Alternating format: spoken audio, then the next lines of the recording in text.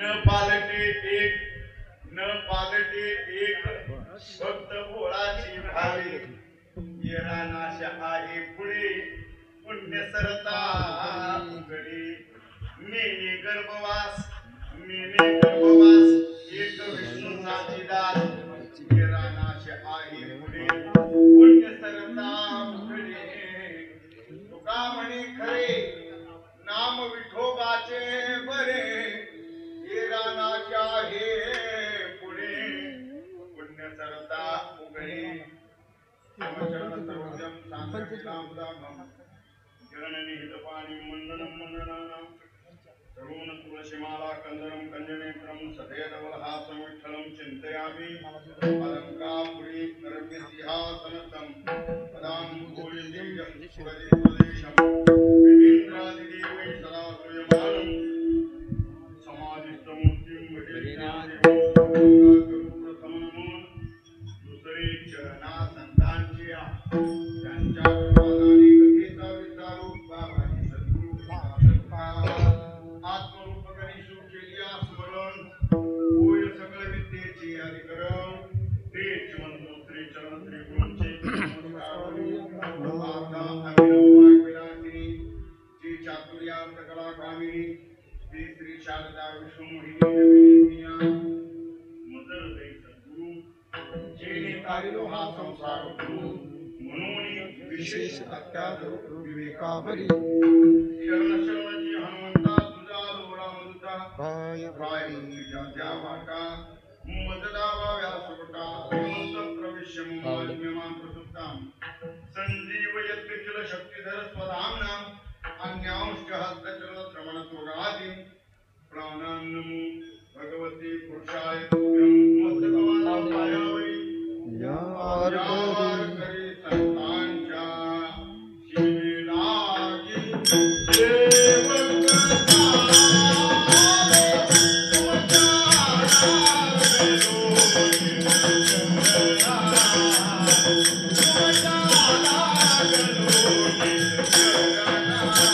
हे आगे सेवक धारो तुमच्या लागलो निज चरण तुमच्या लागलो निज चरण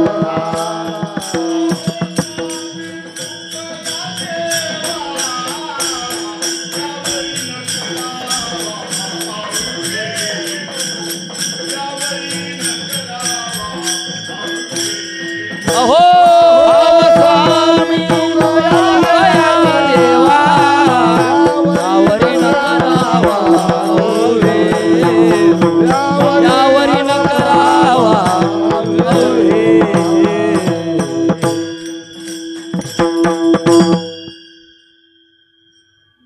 न पालटे एक भक्त भोळाची भाविक येरा नाश आहे पुढे पुण्य सरता उघडे नेम गर्भवास एक विष्णूचा चिदास नाम हे खरे नाम विठोबाचे बरे येरा नाश आहे पुढे पुण्य सरता उघडे प्रस्तुत प्राप्त प्रसंगी भगवत चिंतनासाठी निवडलेला अभंग विश्व संत महाराष्ट्र भूषण वैराग्याचे महामेरू संतवर्य श्री संत जगद्गुरु तुकोबाराय यांचा हा अभंग एकविध भाव या प्रकरणातील असून आजच्या चिंतन सेवेसाठी निवडलेला आहे या अभंगात महाराज श्री संत जगद्गुरु तुकोबाराय भगवत भक्ताचं जे भोळेपणाचं लक्षण आहे किंवा जो भोळा भाविक भक्त आहे त्याच्या अंतःकरण वृत्ती त्याच्या परमार्थ स्थिती आणि त्याच्या भक्ती रंगामध्ये कोणत्याच प्रकारचा पालट होत नाही अशा स्वरूपाचा भाव सांगणारा एकविध भाव सांगणारा असा अभंग आजच्या चिंतनासाठी निवडलेला आहे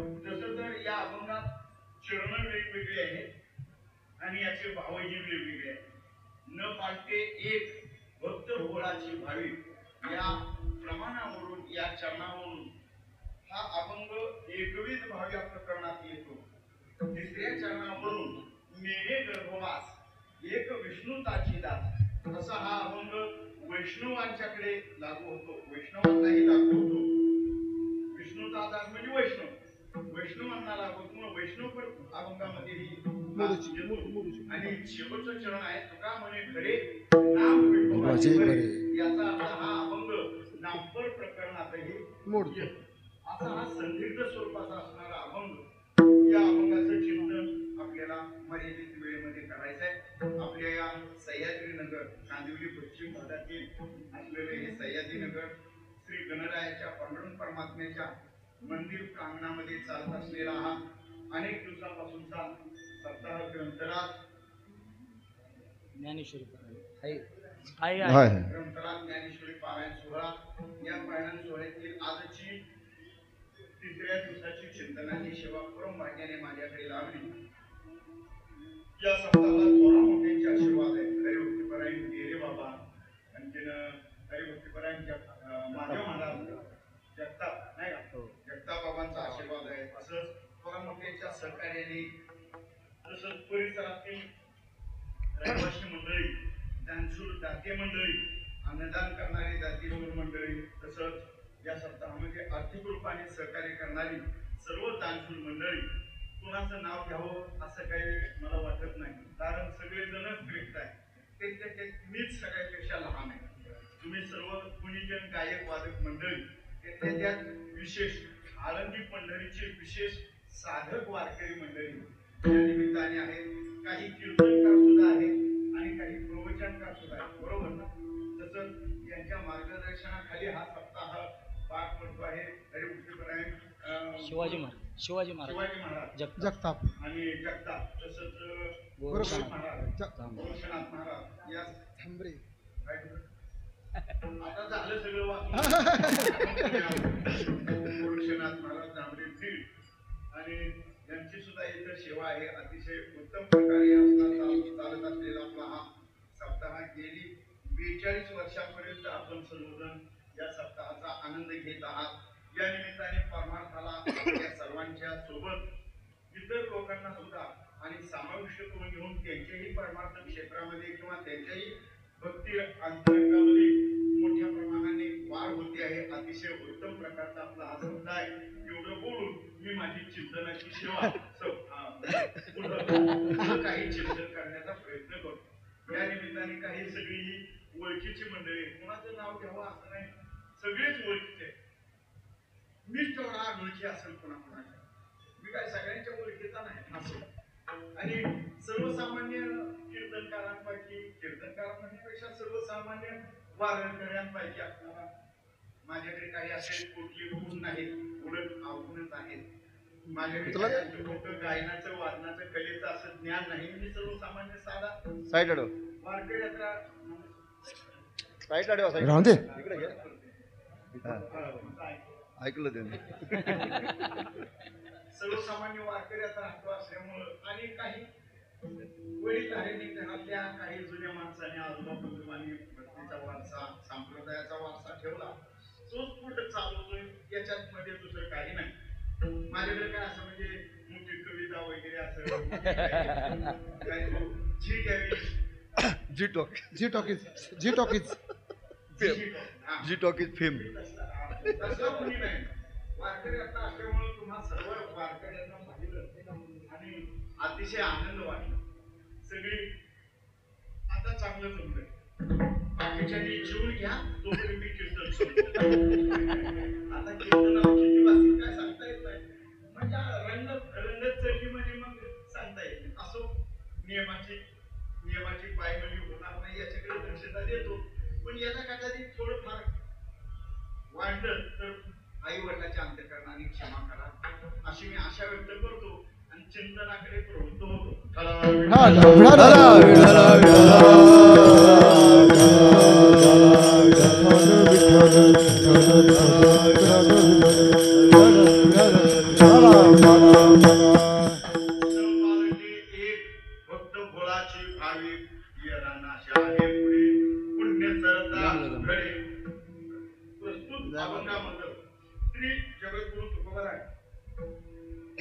आपल्या सर्वांना उत्तम अशा प्रकारचं आणि भक्तीने नटलेल्या, त्याचा अंतःकरण भक्तीने पुलकित झालेला आहे अशा भक्ताचं लक्षण वर्णन करून तो भक्त कसा आहे आणि त्याच्या ठिकाणी काय प्राप्त होतं याचं दिग्दर्शन सुजन मायबा. मृत्यू लोकाचा आपण बारकाईने विचार केला तर मनुष्य नावाची जात ही स्वतः भजनशील आहे. भक्ती करण्याचा गुण माणसाला जन्मताच आहे. आईच्या पोटात असताना जन्माला येतानाच देवानं तो गुण दिलेला. भक्ती करणं हा स्वाभाविक गुणच आहे मनुष्य देहाचा. येल मनुष्य जात सकळ स्वभावतः भजनशील झाले असे मीच केवळ माझ्या जिठाई. माझी भक्ती करणं हा मनुष्याचा जन्मजात स्वभाव आहे. कदाचित तो भक्ती करत असेल, शास्त्र प्रामाण्य असेल किंवा शास्त्र अप्रामाण्य असेल, पण भक्ती केल्याशिवाय माणूस जगू शकत नाही. यामध्ये भक्ती करण्यासाठी भक्ती का करतो माणूस, का करतो त्याचा गुण आहे.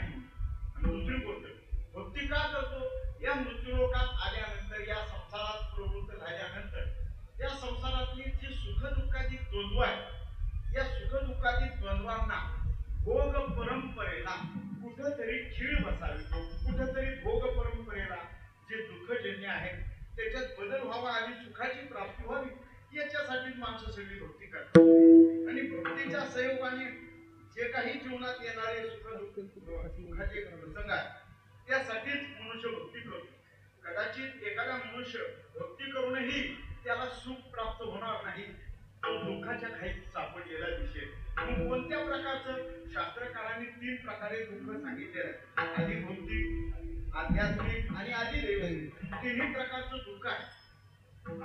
आदिदैविक, आदिभौतिक, आध्यात्मिक या 3 प्रकारच्या आणि त्रितापानातील दुःखांना नष्ट करण्यासाठी प्रत्येक जण भक्ती करण्यासाठी प्रवृत्त होतो. पण ती त्याची भक्ती ते दुःख निवारण करण्यासाठी, भोग परंपरा नष्ट करण्यासाठी मार्गदर्शित असते असं काही नाही. कारण भक्तीच्या संयोगानुसार मनुष्याने भक्ती करावी तर ती त्याला परमोच्च पदाला नेईल. पण कधी तो योग्य प्रकारे भक्ती केली तर, अन्यथा नाही. अन्यथा म्हणजे भक्ती जर नाही केली तर श्रुतीशास्त्र म्हणते मी अहितापासून काढणार आहे. मनुष्य मात्राधिकांचं हित प्राप्त करून देणार, पण मनुष्याने अहित शोधून हिताच्या ठिकाणी प्रवृत्त तरी झालं पाहिजे ना. पण हित कशात आहे हेच आपल्याला कळत नाही. त्यामुळं भक्ती करूनही आपला उद्धार किंवा आपल्याला जे पाहिजे हवं आहे ते सुख मिळत नाही. अहितापासून काढली हित देऊनी वाढविती नाही श्रुती परोती माऊली जगा. श्रुतीशास्त्र सांगतं मी मनुष्य जीवनाचं कल्याण करणारीच आहे. श्रुतीशास्त्र हे मनुष्य जीवनासाठीच आहे, उद्धारकच आहे.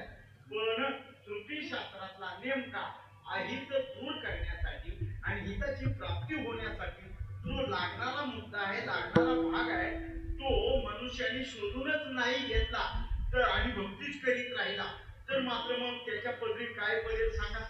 अहो त्याच्या पदरी केवळ दुःखच पडेल. हो, दुःखच पडेल. कशाप्रमाणे ज्ञानोबाने सांगतायत का नाही, एखाद्या गृहिणीने दूध तापवत ठेवावं, हो, आणि दूध तापवत ठेवावं आणि शेजारीकडे जाऊन गप्पा मारत बसावे. हातावर आता नाही आहे म्हणा ते मिसळी वगैरे काही असतील अजूनही असणारे बिचारे. गावाकडलं सांगतोय, एक बिचारी शेजारीकडे जाऊन बसली. ठकूबाई कसं चाललंय तुझं, तुझी पोरगी पळून गेली होती म्हणजे तू काय पदवीधर वगैरे झाली का, काय झालं, काय नक्की काय, परदेशात कामाला लागली, जॉबला लागली, अमुक एवढं विचारता बराच वेळ गेला आणि तिथं दुधाने विचार केला. अरे बापरे, मला इथं पाहणार कुणीच नाही. हा, जरी या बाईची मुलं आली असती, मुलांनी ग्लास मध्ये ओतून त्यात साखर टाकून वरती तुपाचं चमच्या टाकून जरी प्राशन केलं असतं तरी मुलांना शक्तिवर्धन झालं असतं. ते जाऊ द्या, या बाईचे मालक जरी आलेले असते ती काय ते दूध पिण्यासाठी असं म्हणायचं, ते जरी आले असते आणि त्यांनी भाकरी बरोबर चपाती बरोबर जरी दूध चुरून मुरून खाल्लं असतं तरीही त्यांना फायद्याचं पडलं असतं. जाऊ द्या, या बाईच्या घरी किमान एखादा वारकरी तरी यावा ना. वारकरी यावा, किमान आजच्या दिवशी वारकरी आला तर किमान वारकऱ्याला ही बिचारी दूध देईल, मला देऊन टाकील आणि वारकऱ्याकडे गेल्यानंतर पुण्य मिळेल. पण तेही जाऊ द्या, किमान ही टाकल्यानंतर माझ्यापासून विरजन घालावं आणि त्यापासून उत्तम प्रकारे लोणी काढावं, घुसळण करून लोणी काढल्यानंतर त्याचं कळवून तूप काढावं, त्या तुपाचं निरंजनी भगवान गुरुदेव दत्ता पुढं, पांडुरंगा पुढं, गणराया पुढं तरी ठेवावं. नाहीतर घरातल्या सगळ्यांना लोकांना पुरणपोळी बरोबर तूप तरी खायला द्यावं ना. हे कोण विचार करताय? दूध दूध विचार करत. या बाईने हे काहीच केलं नाही. दुधालाही असं वाटलं यांच्या घरी आलोच आपण, काय आपला उपयोग नाही. आपला उपयोग ज्या अर्थी होत नाही ना, मग इथं न राहिलेलं बरं. घालून असा जाळ लागलेला असं ते टेम्परेचर इतकं मोठं आणि त्यात ते स्टीलचं पातेलं. मग काय बोलायचे? जे दुधानं विचार केला जगण्यापेक्षा आत्महत्या केली, दूध जे त्यातून उडालं मग काय झालं सांग? काय झालं असेल? उतू गेलं. काय झालं? दूध उतून गेलं ना. उतून गेल्यानंतर पान संपूर्ण उतून गेलं. थोडंसं ते टोपाच्या म्हणजे कुठं चमच्या पळीवर राहिलं आणि हा दुधाचा करपट वास मिसरी घासणारीच्या नाकात गेला. म्हणजे या मालकीनी नाकात गेला आणि ती म्हणजे अगं बाई बाई बाई रघुवीर, अगं दूध ठेवलं होतं तापून, उतून गेलं वाटतं. पळत आली घरात, पळत आली तर आले दूध गेलं. आता काय करायचं? काहीच उपयोग नाही. मग आता ते दूध पडलंच ना राखेत किंवा ते शेगडीच्या त्या जाळावरच पडलंय ना. मग चार तव्यातले तांदूळ घेतले. अरे जाऊ द्या, काल तुम्ही ऐकलं तसं म्हणायचं. आता काय सांगायचे की ते दूध एखाद्याला खाऊ पिऊ घातलं असतं तर उपयोगाला आला असतं. पण त्या दुधाने विचार केला, आत्महत्या केली. त्या दुधाने उडीत टाकली. राहिलं ते दूध नाही राहिलं. म्हणजे काय झालं? उतू गेलं. ना दूध वाढीता खाऊ पावे, ते उतवून जाय स्वभावे. जर असं वाया गेलं दूध तर ते उपयोगाचं आहे का? उपयोगाचं नाही. तसं शास्त्रप्रणीत मनुष्याने भक्ती केली नाही तर ती वाया गेली का नाही? आणि वाया भक्ती जाण्यापेक्षा ती भक्ती काहीतरी कारणाला उपयोगी पडावी ना. मग कोणत्या कारणाने? भक्तिशास्त्राच्या नियमाने भक्ती आपल्याला करावी. आणि ही भक्ती करणारी माणसं सगळीच आहे. पण याच्यामध्ये भक्ती करण्यासाठी मनुष्य जरी असला तरी मनुष्याला कळत नाही आपलं दुःख निवारण करण्यासाठी कोणत्या प्रकारची भक्ती करावी. भक्ती विने पशु कशाची वाढला सटविले नेला कैसा नाही. आणि भक्तीतली ही भावहीन करत असेल ज्ञानोबा म्हणतात काय उपयोग आहे? भावे विन भक्ती, भक्ती विना भक्ती विना भक्ती विना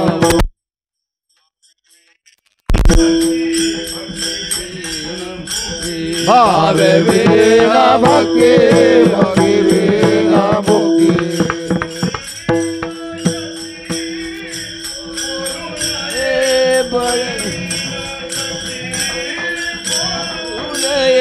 बळवीरा शक्ती बोलो नाही, बळवीरा शक्ती बोलो नाही.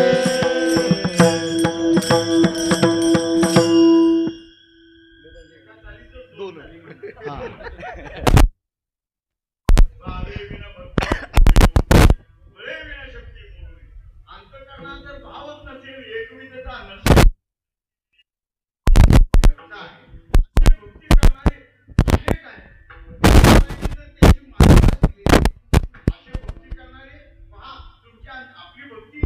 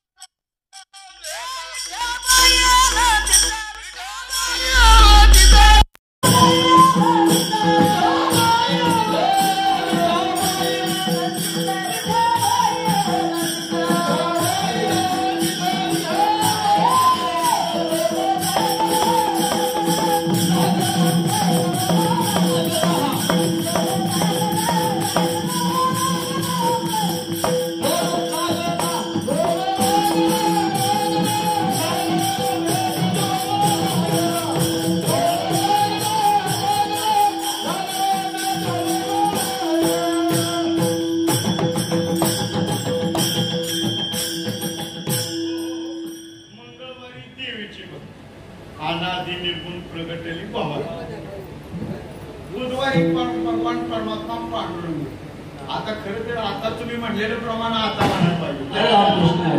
असं नाही. विठाबाई माऊलीचं म्हणलं नाही मग बुधवारच्याला विठ्ठलाची भक्ती असते. ही सर्वसामान्यांच्या भक्तीची उदाहरण सांगतोय.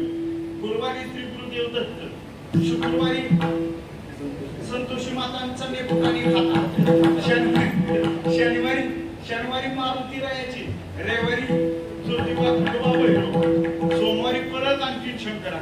म्हणजे अशी आपली व्याभिचारी भक्ती जर असेल त्याच्यात एकविधता देव अनेक असो पण त्याच्यातलं दिव्य तत्व जे आहे ते मात्र एक तत्वाचं असावं, एकच असावं असं मानलेलं आहे.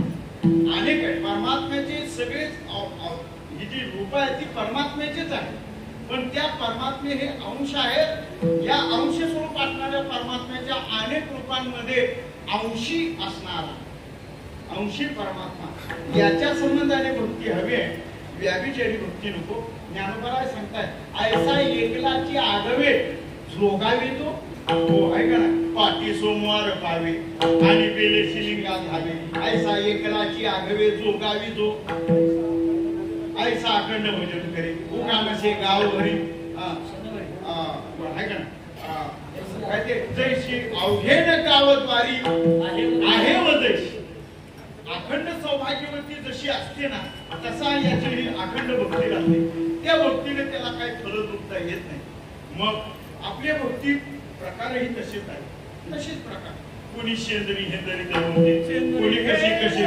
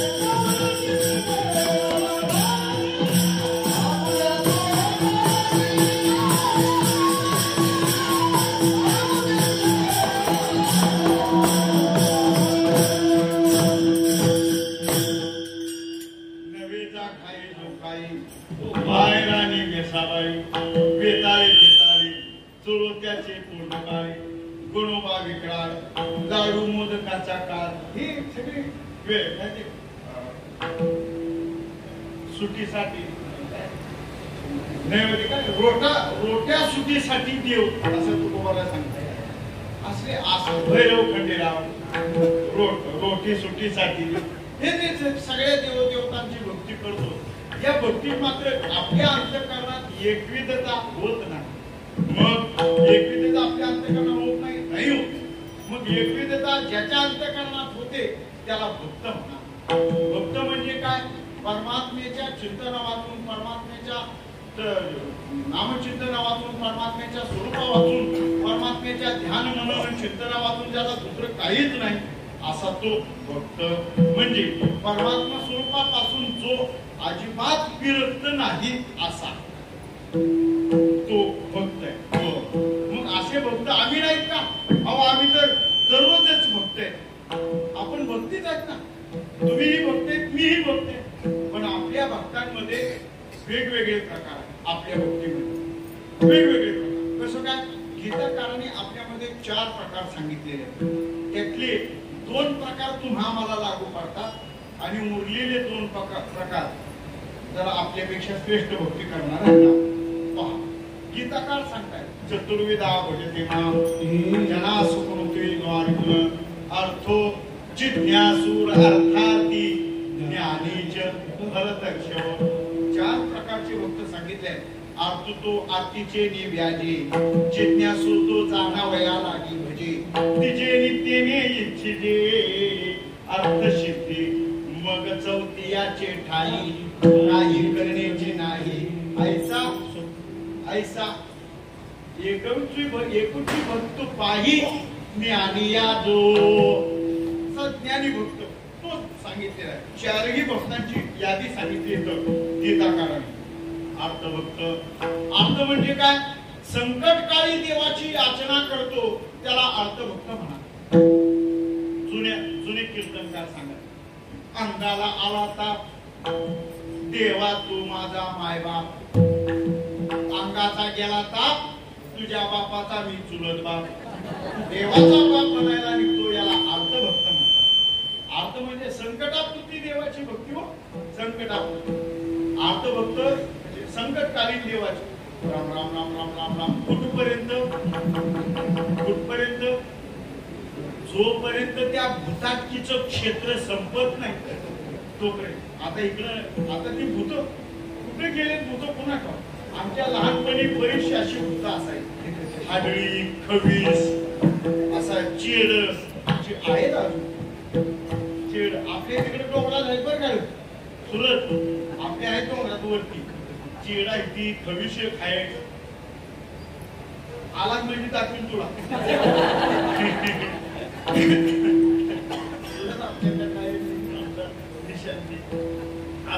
मुद्दा काय सांगायचे? भूत ही भूत पहिली त्रास द्यायची माणसाला झपटायची आहे का नाही. आपण तशी पारोडही म्हणतो का नाही. भूत जबर मोठे आहे का नाही. ही भूत झडपणे असायची घोडात. म्हणजे त्याला घालणीचं राग म्हणतात. खेचराचं राग. खेचर म्हणजे भूत वायू स्वरूप असणारे भागवतामध्ये आलेलं आहे बरं का. श्रीमद भागवतामध्ये गोकर्णाचा भाऊ धुंदुकारी त्याला 5 वेश्यांनी तोंडात विष्णू ठासून तडफडून मारला. असा धुंदुकारी पिशाच्य वेळीला गेला आणि वायू आणि अभक्ष भक्षण करू लागला. वायुरूप असं त्याचं शरीर. असे हे पिशाच्य. आणि समजा एखादा मनुष्य अडगळीच्या रस्त्याने चालला आणि अमुक ठिकाणी असं मोठं पिंपळाचं झाड त्याच्यावर असणार ती भूताटकी. आणि मग पलीकडे गावाला जाण्यासाठी तो निघाला आणि इथं उशीर झाला. अंधार पडला. पूर्वीच्या आजोबा पंजोबांनी सांगितलेला बरं का अमुक ठिकाणचा पिंपळ त्या पिंपळावर मोठा खवीस आहे असं सांगितल्यावर मग तिथून जाणं भाग आहे. रस्ता तिथूनच आहे. मग गाडीतून उतरला. पिशवी कशी अडकवली. मनात विचार करतो आता या पिंपळा करून जायचं मला अवघडच. घरची वाट पाहते की नाही पुन्हा ठेव आपली सगळी तयारीच करून ठेवतील की काय असा नाना प्रकारचा विचार करत कसं तरी का होईना गेलं पाहिजे म्हणून चालू लागला. आणि मग चालू लागला. जसं पिंपळ जवळ यायला लागला तसं देवाचं नाव जास्त पिंपळ जवळ येऊ लागला तसं देवाचं नाव. मग वारकऱ्यांनी कधीतरी हरिपाठ म्हणलेला असतो. तो मोडका तोडका पाठ असतो. मग हरिपाठ सुरू. पिंपळ जसा जवळ येतो. देवाची द्वारे उभा क्षण भरी तिन्ही मुक्तीचारी साधी एरिया पिंपळ जवळ जा. 24 दिजान साई सत्यकारणा 18 पुराणे हरिशी गाती अजून जावं. त्रिगुण असा निवडे चालून चाला योग्या कधी येणे सुरू वाईट बाजी करून तो इतकं सर्वजवळ गाडी शाळेत. आणि पिंपळा खाली जवळपास आल्यावर काय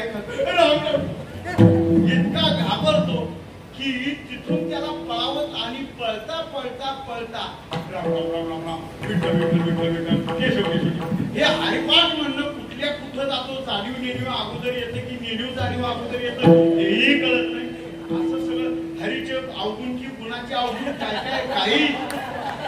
अरे देशांताला काय बरं का सांगतो काय हरिपाठ म्हणणारे इतके काय सांगावं त्यांना कुठल्या बाजूने शिकवावं.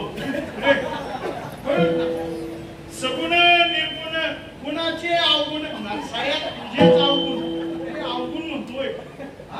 अगुण मनसुख महाराज सांगायचे. मनसुख बाबा म्हणायचे तुमचा हरिपाठ असला तरी ती अक्षर डोळ्याखाली धरून म्हणा बघून म्हणा. कारण ज्ञानोबारायांची ही हरिपाठातली अक्षर तुमच्या डोळ्यातली दृष्टी सतेज करतील, डोळे पवित्र होतील. म्हणून अभंगाची अक्षरं बघून म्हणा, न बघता म्हणू नका.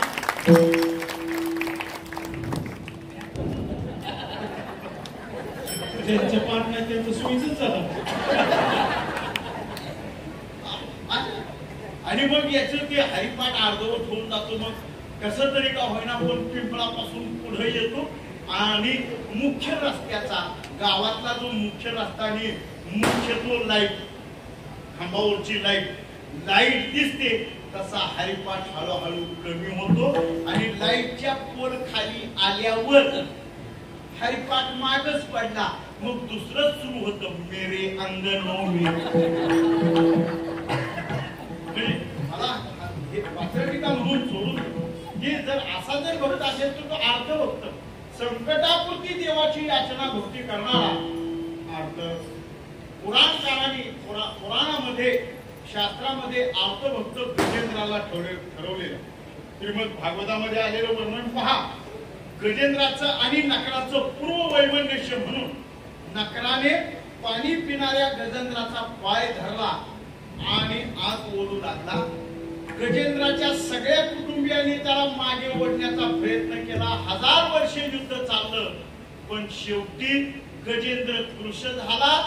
घरातल्या सगळ्या बायका पोरांनी, नातवंडांनी, सुनांनी, मुलांनी सगळ्यांनी सोडून दिलं. राहते राळे राणा पोरे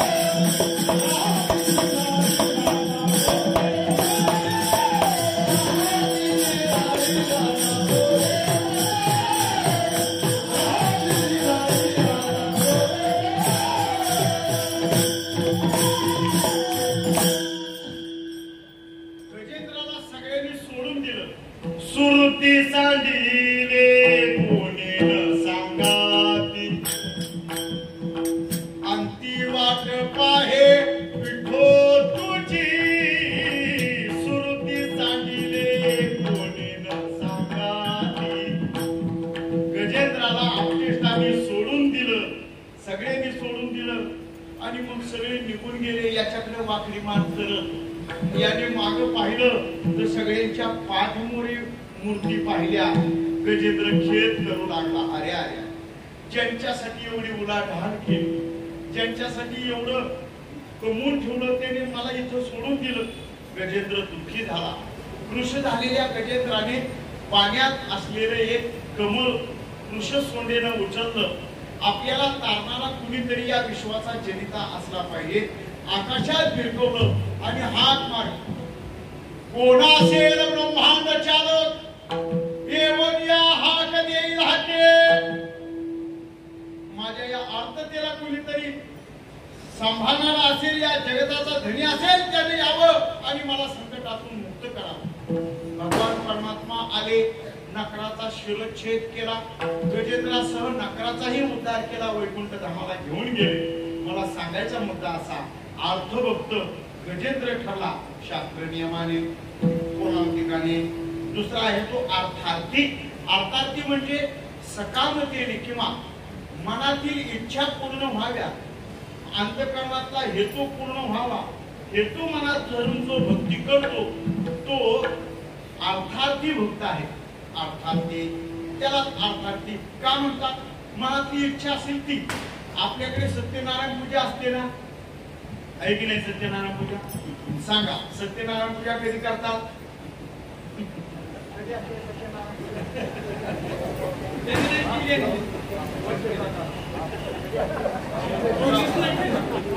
काहीतरी म्हणाल तुम्ही? कधी असते? अहो, आमच्याकडची पद्धत सांगतो. दोघं वधू वरांचा नवोदित संसार त्यावेळेला सुरू होतो त्यावेळेला सत्यनारायणाची पूजा करायची आता आमच्याकडे पद्धती आहे. तुमच्याकडे आहे की नाही कोणाचं? जे सत्यनारायणाला बसले असतील त्यांनी तरी हो म्हणावं. जाऊ द्या, तुम्ही कोणी सांगत नसला तर मी सांगतो, मी एकदा बसलोय.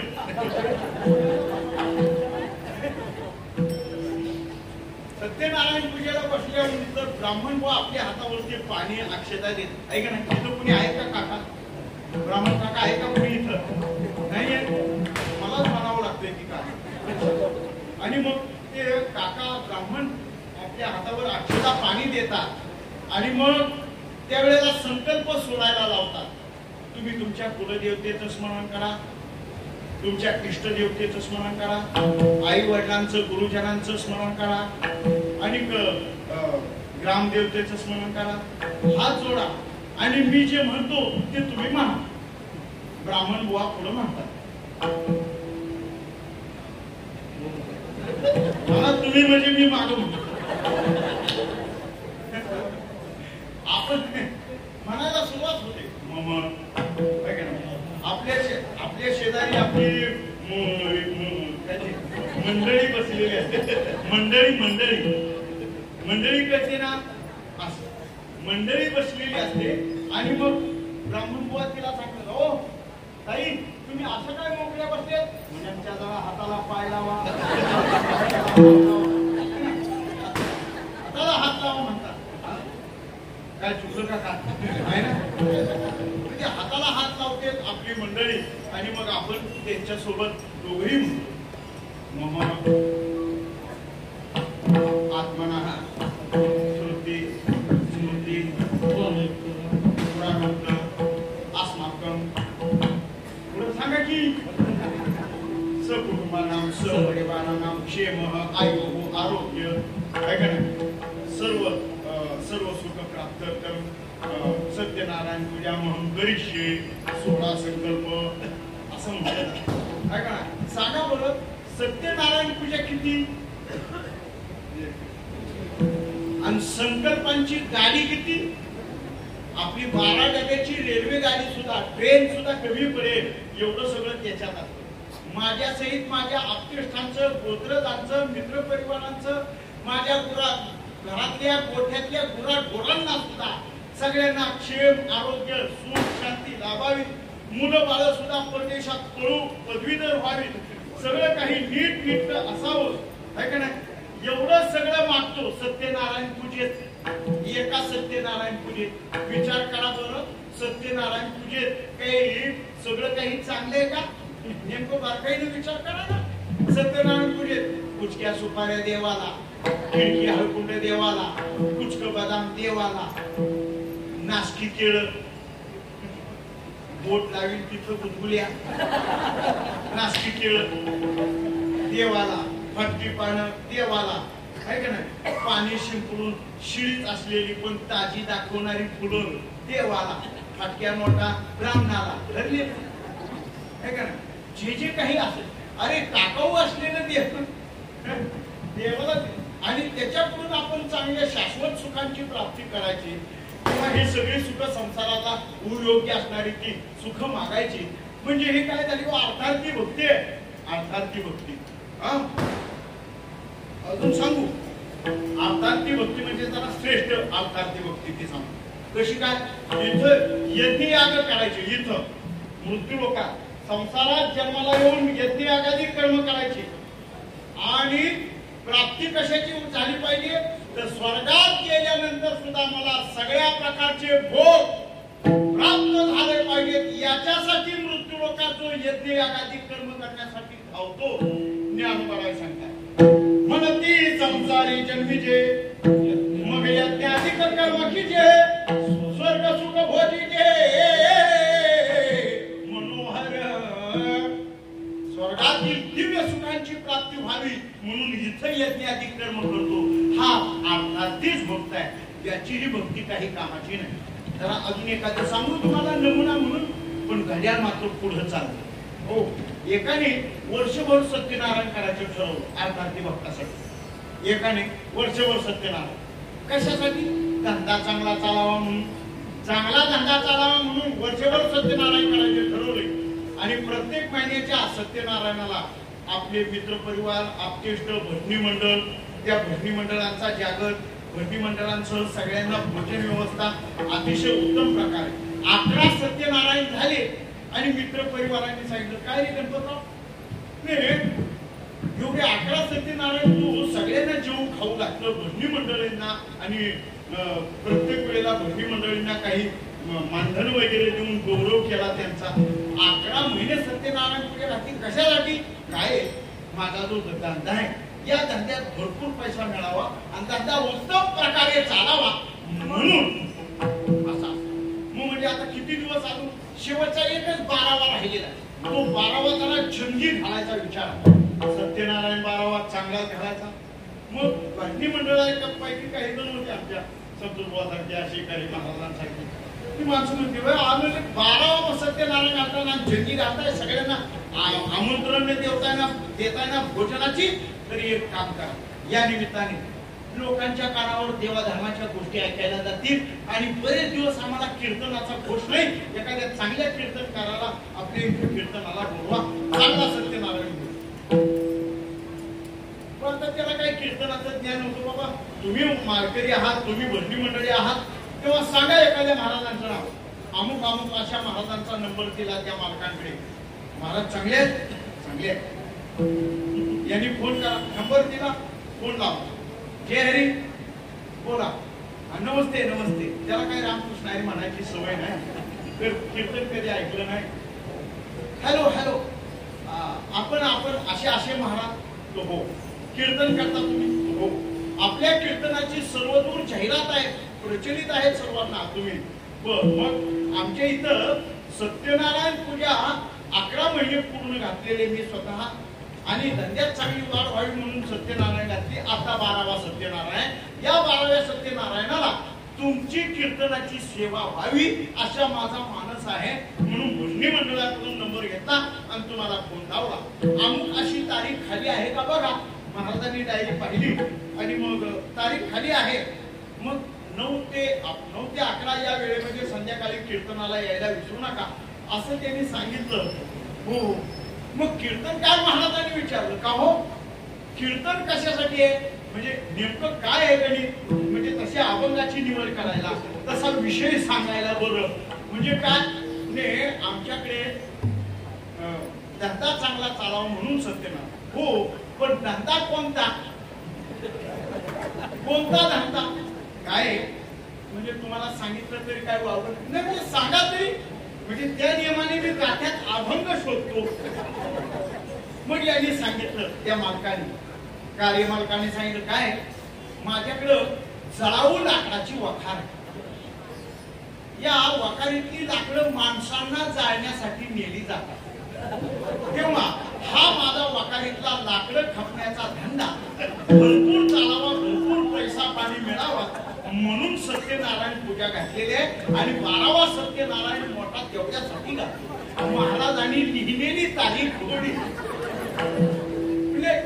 नाही जमणार नाही का नाही जमणार अहो आता तर म्हणत होतात अहो का नाही जमणार हे पहा मी तुम्हाला मुंबईच्या मानधनापेक्षा दुप्पट मानधन देतो पण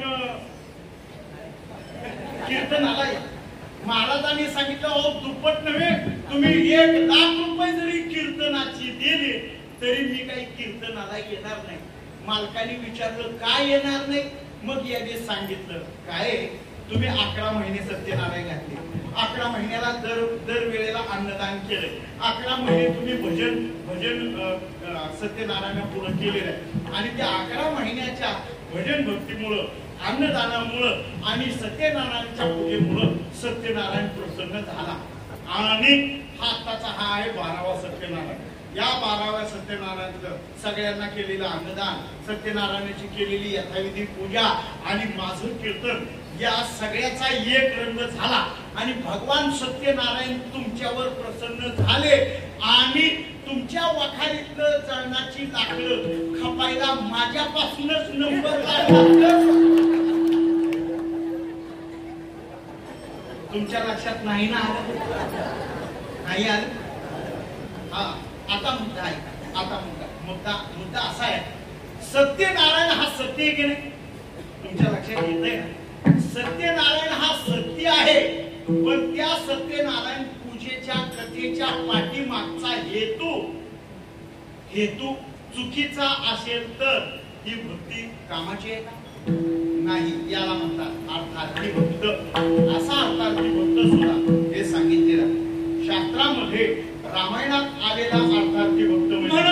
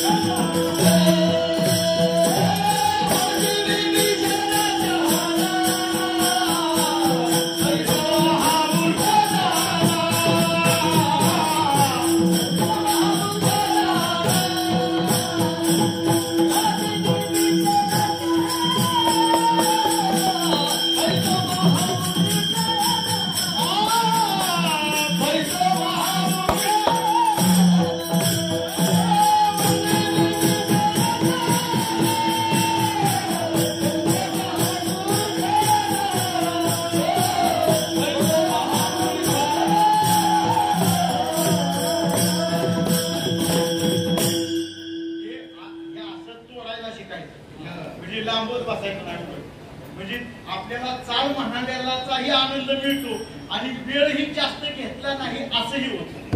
म्हणून असं कारण का शॉर्टकट आहे ना आता सगळं त्याच्यामुळे असो. मनशी विभीषण असा मनशी विभीषणचा ना परिणाम महामूर्ख. तसं सांगा बरं, विभीषण मूर्ख आहे? विभीषण मूर्ख नाही. विभीषण मूर्ख नाही. विभीषण 7 चिरंजीवापैकी चिरंजीव आहे. 7 चिरंजीव पहा. अश्वत्थामा बली व्यासो हनुमानश्च विभीषणः कृपा परशुरामश्च सप्तेति चिरंजीविना. अश्वत्थामा बली व्यासो हनुमानश्च विभीषण. विभीषण हा 7 चिरंजीवापैकी एक आहे. मग असा विभीषण मूर्ख आहे का? मूर्ख नाही. पण आपल्या सख्या भावाला युद्धभूमीमध्ये रणांगणामध्ये सोडून शत्रूच्या पक्षाचा अंगीकार केला, शत्रूच्या पक्षात जाऊन मिळाला, म्हणून त्याला नामदेवरायांनी मूर्ख म्हणलेलं एक. आणि दुसरी बात, त्याने मूर्ख का म्हटलं नामदेवरायांनी? नामदेवरायांनीच म्हणावं, आपण म्हणू नये. नामदेवरायांनी मूर्ख का म्हटलं याचं दुसरं कारण आहे, भगवान प्रभू रामचंद्र कैवल्य निधान आहे. भगवान प्रभू रामचंद्राची प्राप्ती अनेकांना झाली नाही, ती सहज विभीषणाला प्राप्त झाली होती. भगवान प्रभू रामचंद्राच्या चरणाची सेवा मागण्याऐवजी जिंकलेली लंका दान म्हणून मागितली, म्हणून नामदेवरायांनी त्याला मूर्ख म्हटलं. नुसतं मूर्ख नाही तर महामूर्ख म्हटले. एवढ्या कारणासाठी बस, त्याचा जास्त विचार नको आहे. अर्थार्थी. दुसरा आहे तो जिज्ञासू. जिज्ञासू कोणाला म्हणतात? ज्याने सत्शास्त्र श्रवण केलं. सत्शास्त्र श्रवणाने ज्याच्या अंतःकरणात भक्ती आपण करावी असा विचार आहे. आणि या संसारात राहता संसारातली नैश्वरता त्याला कळाली. अनात्म आणि नात्म पदार्थाचा विचार त्याच्या अंतःकरणाला शिवला. संसार किती अनात्म आहे आणि परमात्माच कसा नात्म स्वरूपात आहे. संसार किती दुःखजन्य आहे अशी परिस्थिती त्याला कळाली. आणि या संसारात राहून परमात्म्याची भक्ती कसं करता येते हेही त्याला ज्ञान हळूहळू होऊ लागलं. त्याच्यामुळं सत्शास्त्र श्रवणानं. दुसरं, भगवान परमात्म्याचे जे अनेक भक्त आहेत त्यांच्या भक्तींच्या कर्मामध्ये तो प्रवृत्त झाला आणि त्याला ते वाटू लागलं, वा आपण सुद्धा यांच्यासारखंच असावं. गळ्यात तुळशीची माळ असावी, निवडणुकी आली की काढून ठेवावी, गळ्यात तुळशीची माळ असावी. ही लेकरं पंढरपूरला जातात, आळंदीला जातात, किमान यांच्या बरोबर वर्षातून एकदा तरी वारीला जावं, भजन कीर्तन असेल ऐकायला किमान जावं. नाही तरी किमान तिथे गेल्यावर टेबलावर काही पावती पुस्तक घेतलेली माणसं असतील, त्यांच्या जवळचे पैसे त्यांच्याजवळ आणि पावती वगैरे अशी करावी, सत्पात्री दान करावं. असा अंतःकरणात हळूहळू भक्तीनुरूप भाव वाणीला लागतो आणि मग त्याला भक्तीनुरूप वाणीला भाव लागल्यामुळं कथा कीर्तनांतिकांचं श्रवण घडतं आणि कथा कीर्तनामध्ये सांगितलेली नवविधा भक्ती श्रवणम कीर्तनम विष्णुस्मरणम पादसेवनम अर्चनम वंदनम दास्यम सख्यम आत्मनिवेदनम नवविधा प्रकारची भक्ती भागवतामध्ये आलेली आहे. प्रल्हादाने आपल्या पिता हिरण्यकश्यपूला सांगितले ही नवविधा प्रकारची भक्ती आहे आणि या भक्तीनं तो त्यातली कोणती तरी का होईना आपण एक भक्ती करावी अशी त्याच्या मनानं उचल खाल्लेली असते. असा तो जिज्ञासू, पण यामध्ये मंद जिज्ञासू आणि तीव्र जिज्ञासू झाला. मंद जिज्ञासू का? भजन पारायण सप्ताह सुरू झाला किंवा चातुर्मास सुरू झाला की देवासमोर काकडा करावासा वाटतो, देवासमोर पूजा अर्चा करावीशी वाटते. पारायण सुरू झालं की हरिपाठात टाळ घेऊन नाचावंसं वाटतं, जरी पाऊल चुकला तरी प्रयत्न करावा असंही वाटतं. हा मंद जिज्ञासू. पण तीव्र जिज्ञासू त्याला म्हणतात.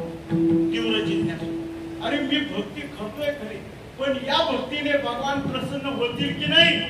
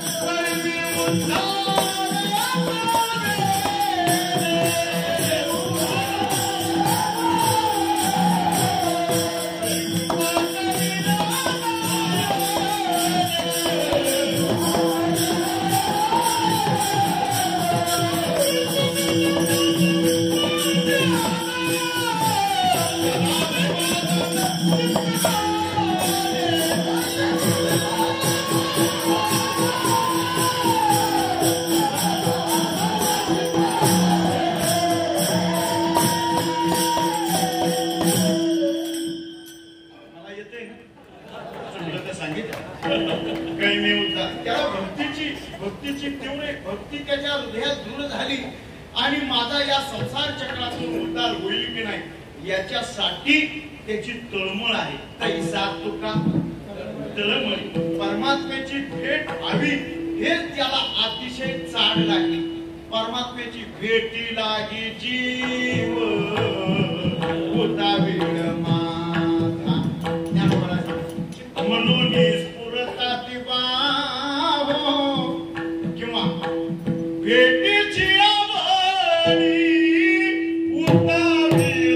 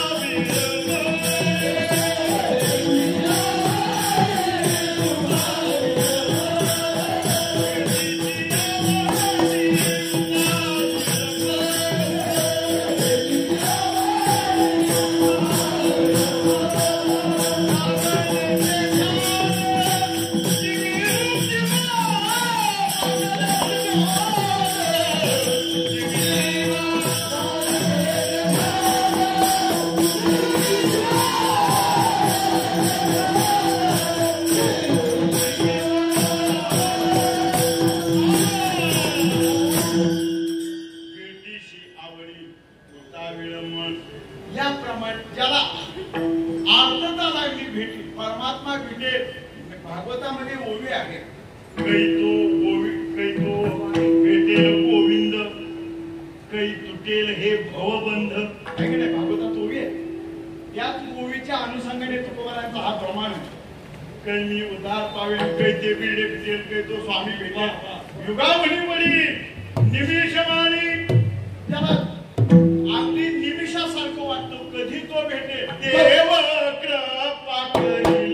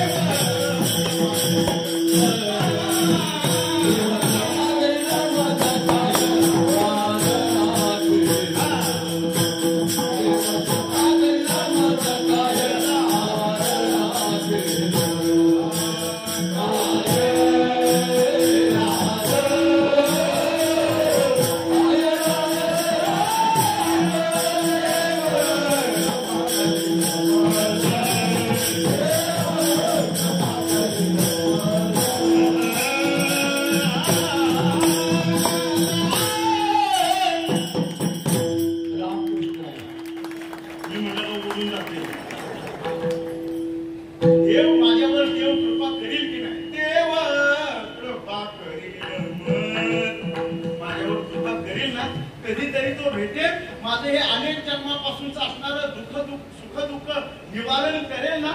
मी कुणाजवळ सांगावं?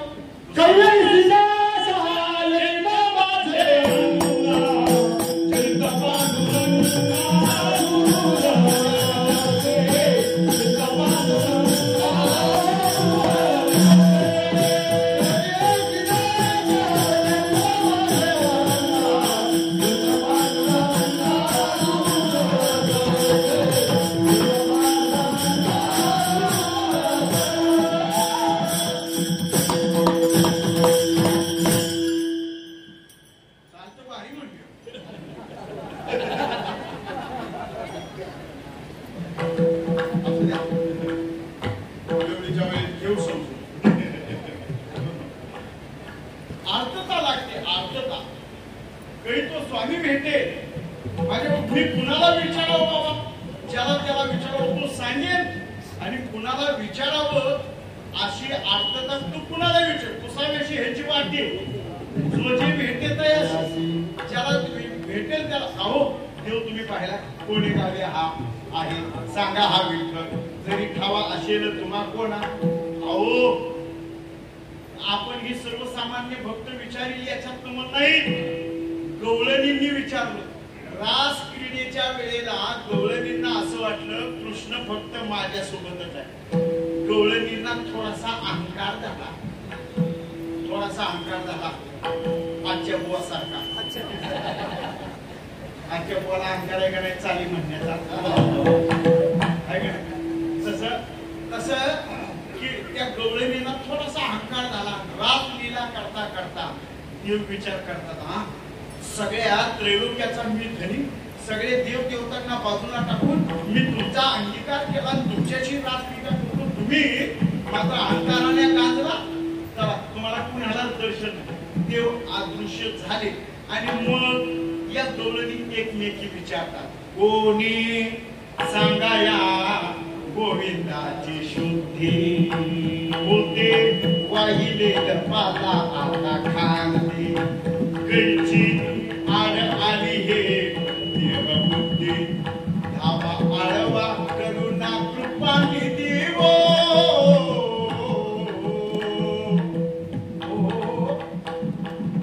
काय कुठं झालं, कुठं गेला हा, आम्हाला एकट्याला सोडून हा कुठं निघून गेला, अशी गवळणींना सुद्धा अर्थता लागली. ही अर्थता श्रेष्ठ तीव्र जिज्ञासूची आहे.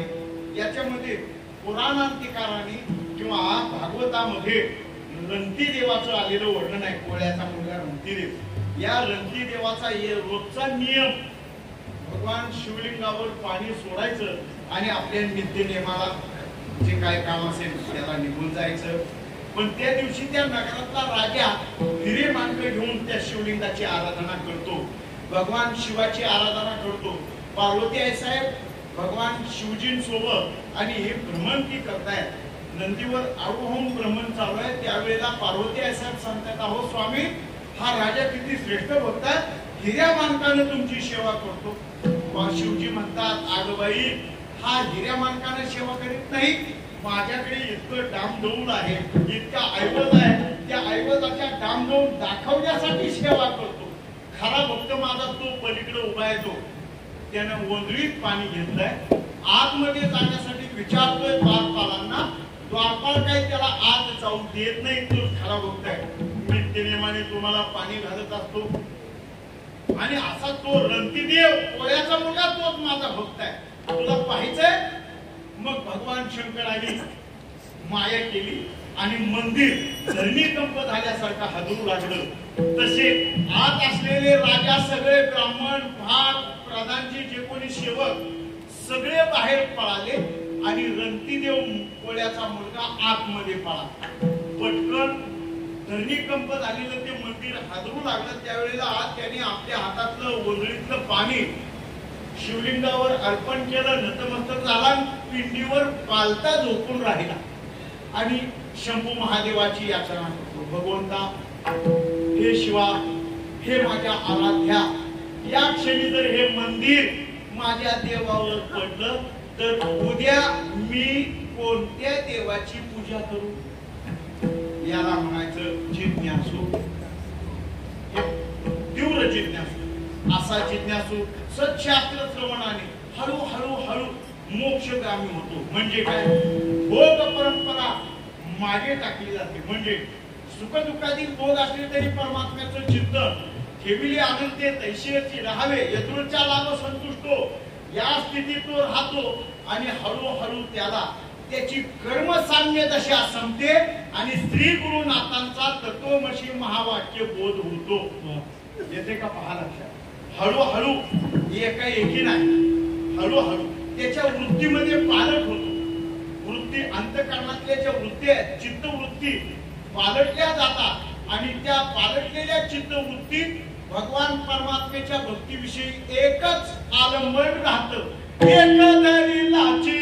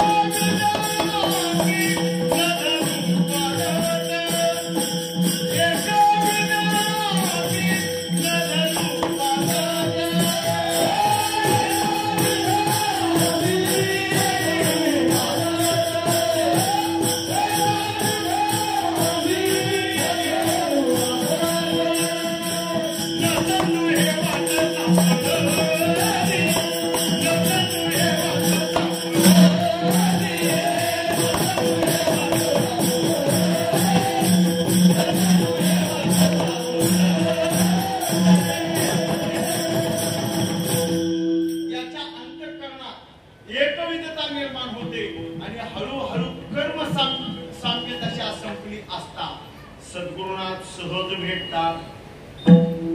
गोवी सांग ऐशीचे कर्म साम्य दशा होयते तर विरेशा मग श्री गुरु अपैसा भेटीत आणि महावाक्य प्रबोध करतात आणि त्याला सोहम पदावर आरूढ करून त्याला सनात करतात.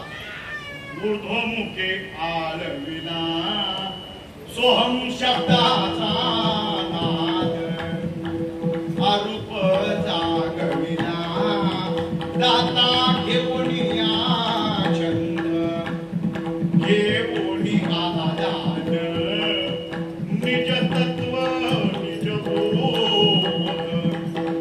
स्वरूपी मिळविले नाव ठेविला भेद.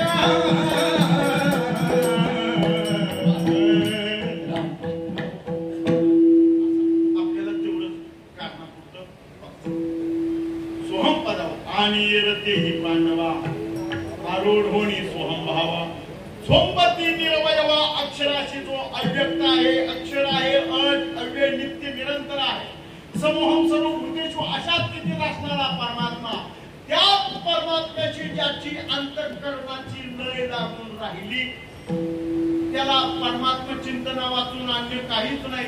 मग त्याच्या मुखात जे येईल ते सगळं काही देवा किंवा जे जे काही व्यापार करीशी का भोग आहे भोगीशी हे सगळं परमात्म्याला.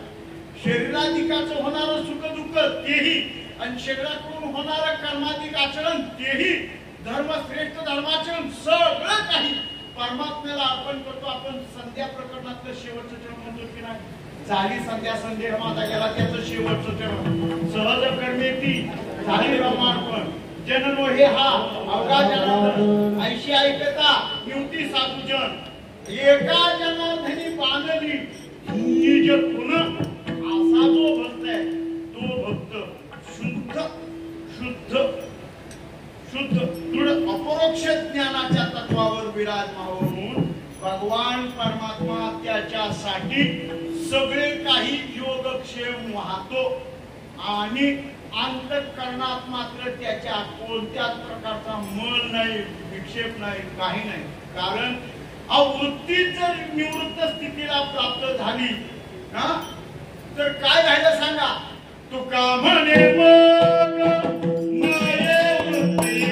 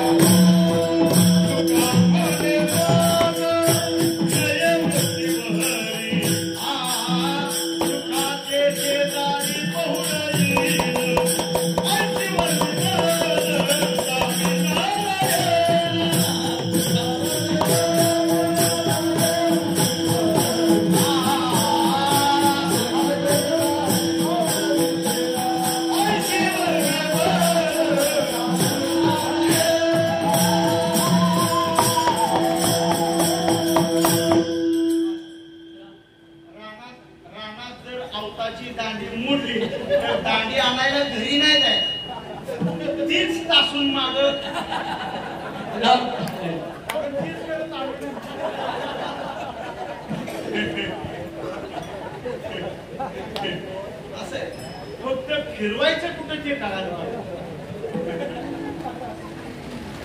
तुका म्हणे मग लय वृत्तीवरी सुखाचे जो वृत्तीवरच नाही सगळ्या वृत्तीवर परमात्मा तत्वाला आणि अनुरूप झाल्या मग सांगा त्याचं जन्ममरण खंडन झाले की नाही त्याची पापाची दोष निवारण झाली की नाही आणि मग त्याच्या नामस्मरणाला द्विज स्वरूपता प्राप्त झाली की नाही. मग असा जो ज्ञानी भक्त आहे तो अंतःकरणाने कसा आहे हो अंतःकरणाने कुणाचा द्वेष करीत नाही. अद्वेष्टा सर्व भूताना मैत्र कर्म ते वच सुख दुःख समान सकळ जीवांचा कपाळ असा जो होतो तो ज्ञानी भक्त आणि मग त्याचं ज्ञान भाग्य श्रेष्ठ आहे. जो ज्ञानाचा डोळा डोळसा ते डोळसा शेगडीशा हे स्तुती नव्हे भाऊ असा भाग्याचा तो असं ज्ञान भाग्याने गौरवला जाणारा तो भक्त वरून दिसायला भोळा असतो पण अंतःकरणात भावना शुद्ध असल्यामुळं त्यानं जे काही केलेलं पुण्य आणि त्यानं त्याच्या नामस्मरणाच्या जोरावर मिळवलेलं पुण्य या पुण्याचा नाश होत नाही. उलट इतर बाबतीने इतर साधनाने योग या व्रत वैकल्य तीर्थव्रत जपतप अनुष्ठानानं इत्यादिकानं जर पुण्य मिळवलं किंवा स्वर्गातील दिव्य भोगांच्या प्राप्ती करता जे काही 100 यज्ञ केले इंद्रपदासाठी केलेले 100 यज्ञ ब्रह्मपदासाठी केलेले 100 यज्ञ इत्यादी पुण्यांचा नाश आहे. पण त्या भोळ्या भाविक भक्तानं केलेल्या नामस्मरणाच्या जोरावर भक्तीच्या जोरावर जे अगणित पुण्य आहे त्या पुण्याचा नाश होत नाही. असे जे भक्त असतात ते भोळे भाविक असतात आणि त्यांच्या पुण्याचा नाश होत नाही इतर पुण्यांचा नाश होतो असं अभंगाच्या पहिल्या आणि ध्रुवपदामध्ये वर्णन आहे. पहिल्या आणि ध्रुवपदामध्ये न पालटे